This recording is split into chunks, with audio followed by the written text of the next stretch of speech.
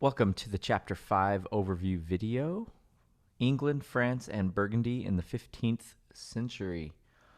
Our learning objectives are, number 1, to describe genres practiced in England during the 15th century. Number 2, to explain how English music influenced music on the continent during the 15th century.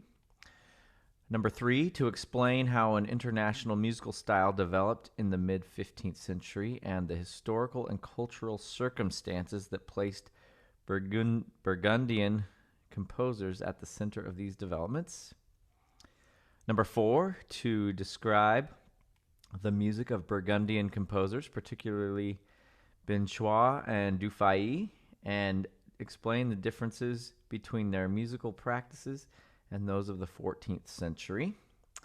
And number 5, to describe techniques used by 15th century composers to unify the polyphonic mass cycle. Your listening examples from Chapter 5 include NAWM 8-23, Sumer is Ikumen in, anonymous composer, and NAWM 8-33, John Dunstable, Quam Pultra S. And NAWM 8-37, Guillaume Dufay's C'est la face à appel.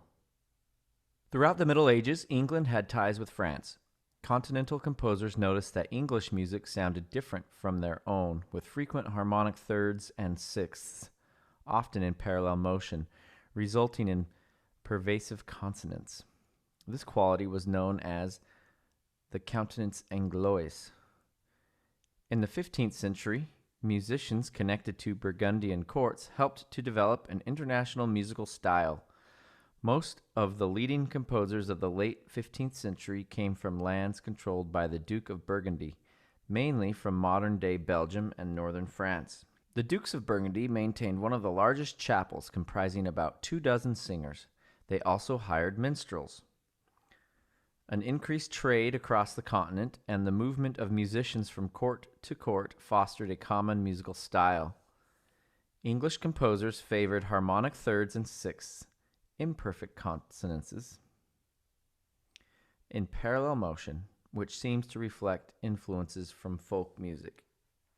The rota is a round at the unison. The most famous is Sumer is Kumen in NAWM 23. Sumer is Kumen, Jude sing cuckoo, groweth sad and bloweth mad and springs the wood sing cuckoo, how a blädet after lomlos after kalve ko, Ullet stärtet mucke värtet myre sing cuckoo, cuckoo, well fu singes cuckoo, es swings to navar sing cuckoo. Sumer is Kumen, Sumer is Kumen, Traude sing and bloweth med and spring the wood and goeth med, sing cuckoo, sing cuckoo, alla kältet after lomlos alla kältet kucke fältet full sing cuckoo, fältet sorgen sing cuckoo, well singes cuckoo, med svärd och sallast cuckoo, det svikt av lövar sing Sumer is Kumen, Sumer is Kumen, Sumer is Kumen, Sumer is Kumen, sing cuckoo, sing cuckoo, sing cuckoo, sing cuckoo, let the floor sing cuckoo, let the floor sing cuckoo, let the floor sing cuckoo, let the floor sing cuckoo, the sweet to numbers cuckoo, the sweet to numbers cuckoo, the sweet to numbers sing cuckoo, sing cuckoo. The 15th century English carol, a strophic song with a refrain, revealed a new stylistic feature, succession of simultaneous thirds and sixths in parallel motion. John Dunstable, from 1390 to 1453, was one of the leading English composers of the first half of the 15th century.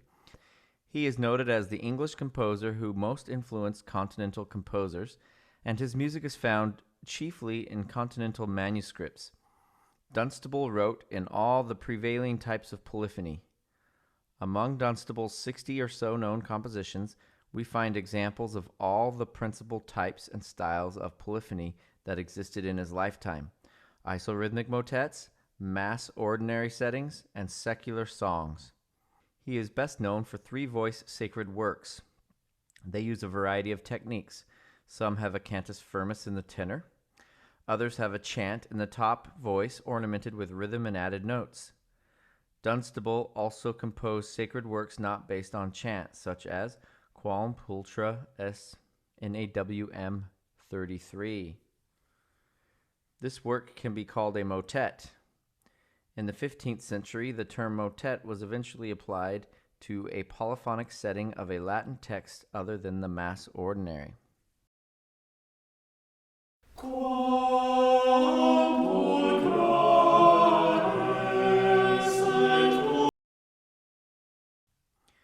This style was based on a new counterpoint in which thirds and sixths were consonant and strict control of dissonance was essential.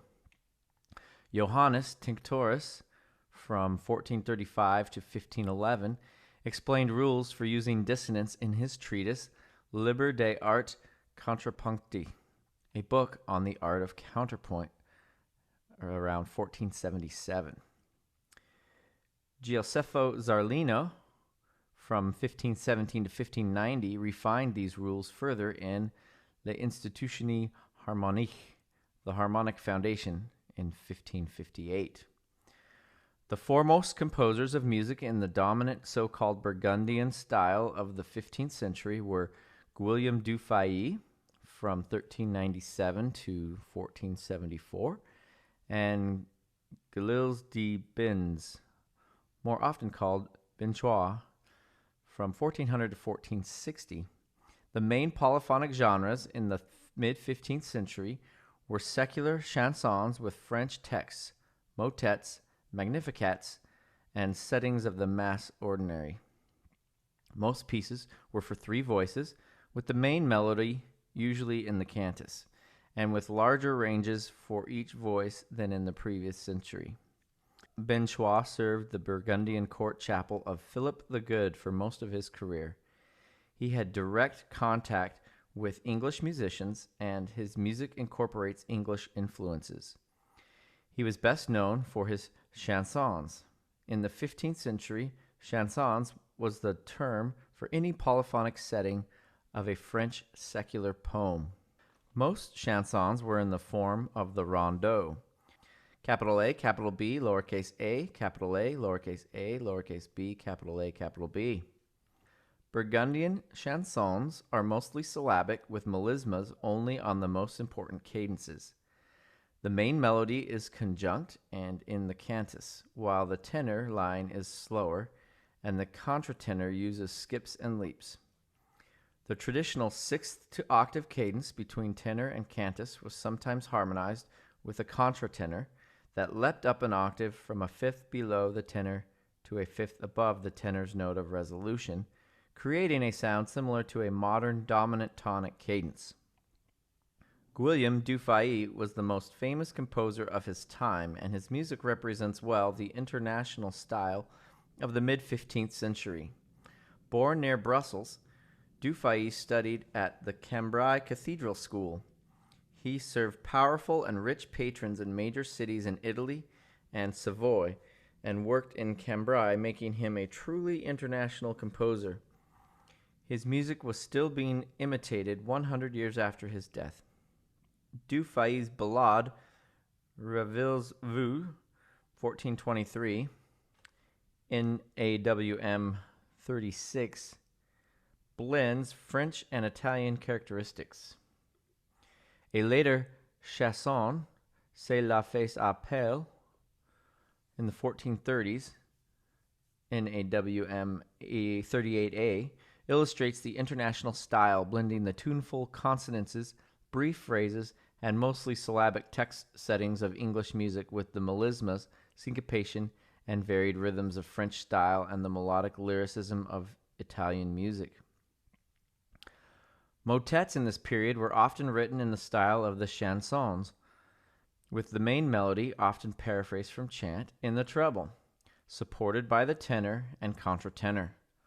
Faux bourdon is a technique inspired by the bright consonances of music imported from England.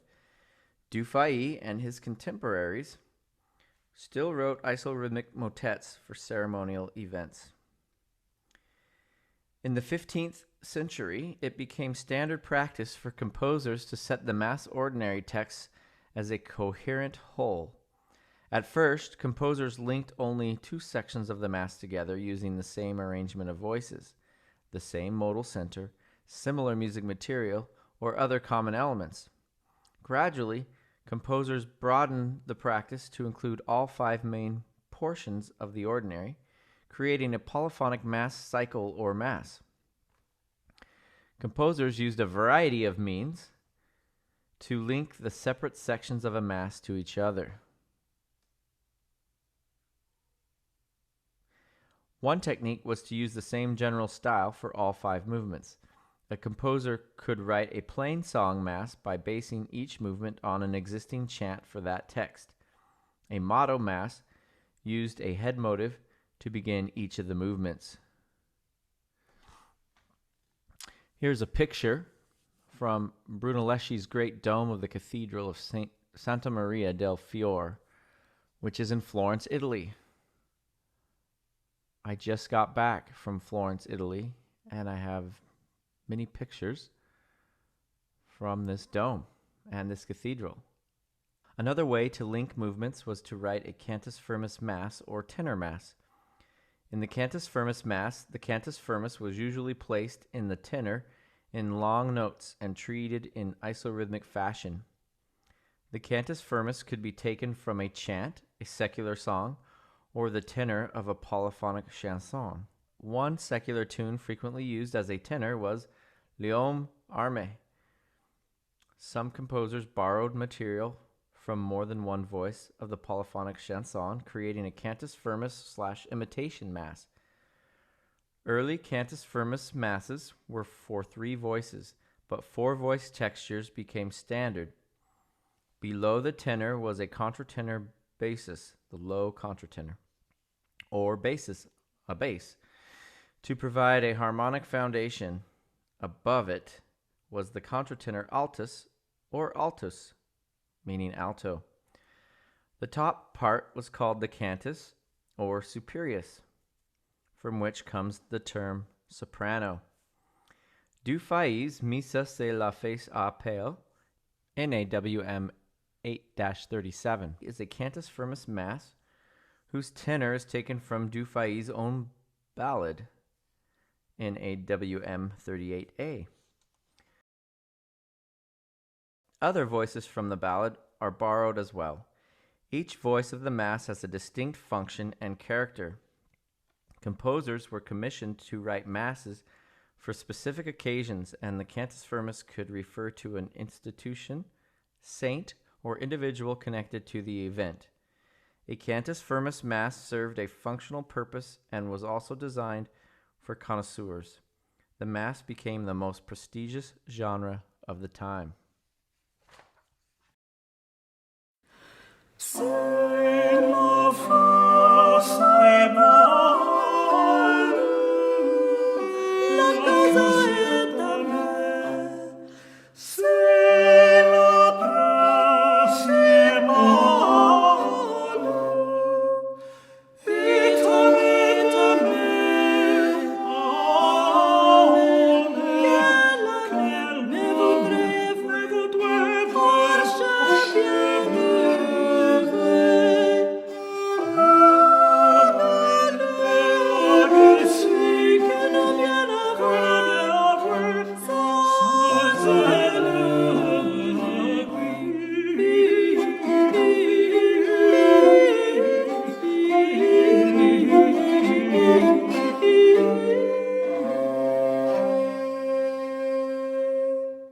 Okay, things I would know about for the quiz. Chapter 5 include know about the 100 Years' War, know about thirds and sixths in parallel motion, know about John Dunstable and his works, know what a motet is in the 15th century, know about Johannes Tinctorius, know about Guillaume Dufay, know that Burgundian polyphony was standard with 3 voices, know about chansons and rondeaux, know about benchois, know about influences of France and Italian musical style, know what faux bourdon is, know about isorhythmic techniques, know about frequently used melodies for polyphonic masses,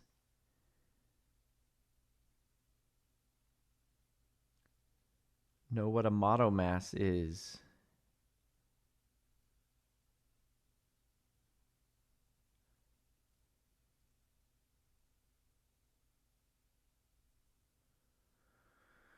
know about cantus firmus masses and their techniques. See page 106.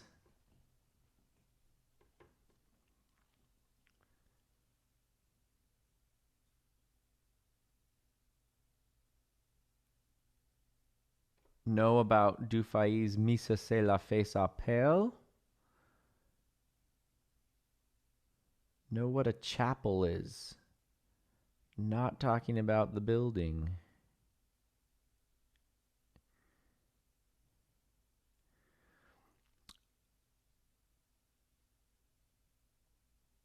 Know about the musical character of the Burgundian court.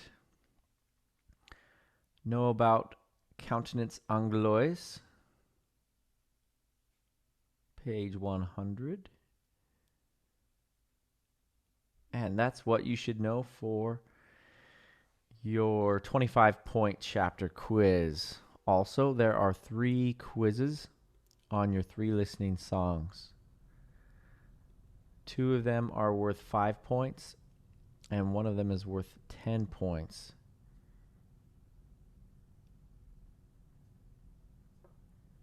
The 2 first works, Sumer is Incumenin and the Dunstable, are worth 5 points, and the Dufay C'est la Fête Appel is worth 10 points.